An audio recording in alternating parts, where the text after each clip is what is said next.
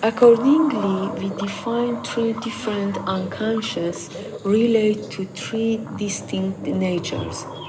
The first nature is natural or phenomenal, perhaps in the same way Duchamp called some of his work as ready-made. We can attribute to Spinoza this pre-invented nature to a nature. This nature can be linked to the Freudian model of unconscious that is able to nothing but expression.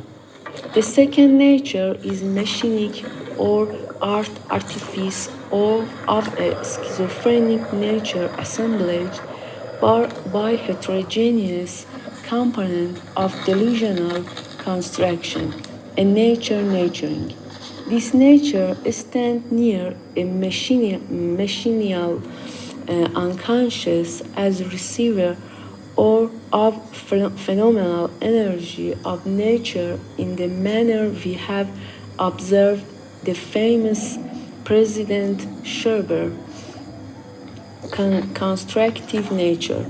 The third nature is post nature, a counter substantive and a subjective objective non-essence. An after nature which is constituted in itself and for itself inasmuch as exceeds its limits in a perpetual changing of nature that is adjacent to a post-unconscious.